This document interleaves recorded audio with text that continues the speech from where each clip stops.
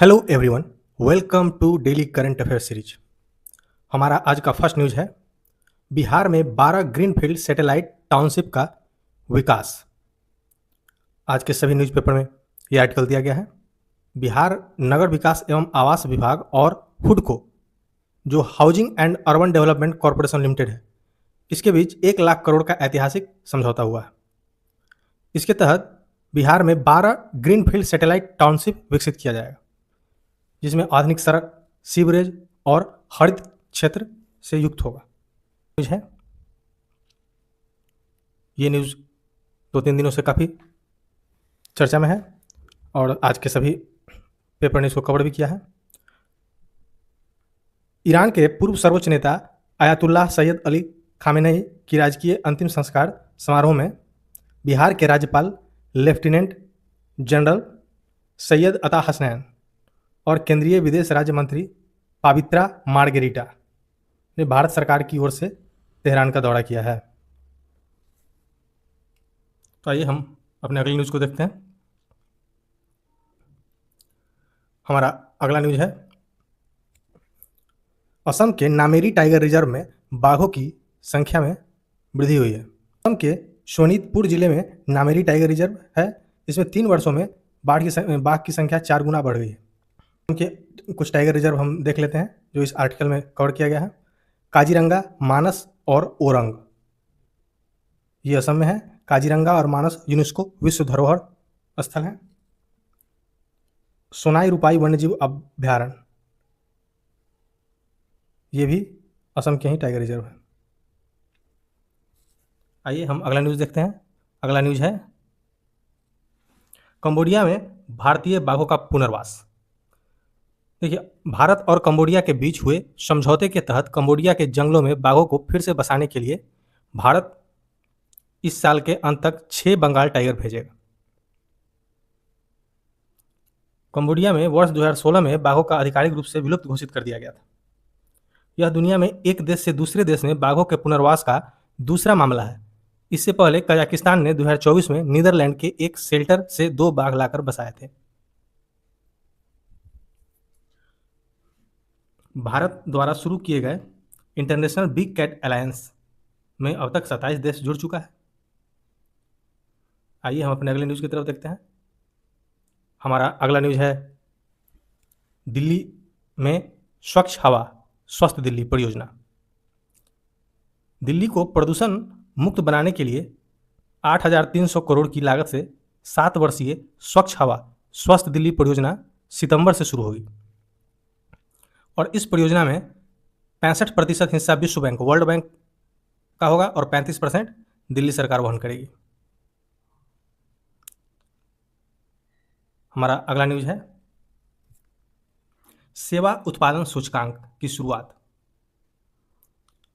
औद्योगिक उत्पादन सूचकांक के तर्ज पर अब सांख्यिकी विभाग पहली बार मासिक आधार पर सेवा उत्पादन सूचकांक भी जारी करेगा। हम अगले न्यूज़ की तरफ आते हैं। विश्व बैंक का नवीनतम आय वर्गीकरण के अनुसार भारत निम्न मध्यम आय वर्ग श्रेणी में बना हुआ है। भारत की प्रति व्यक्ति सकल राष्ट्रीय आय $2,760 दर्ज की गई है। हम अगले न्यूज़ की तरफ आते हैं। प्रधानमंत्री नरेंद्र मोदी की 3 देशों की यात्रा।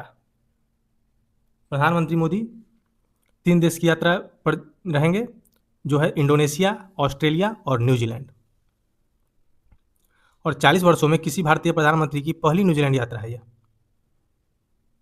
यहाँ मुक्त व्यापार समझौता FTA को लागू करने पर अंतिम चर्चा होगी।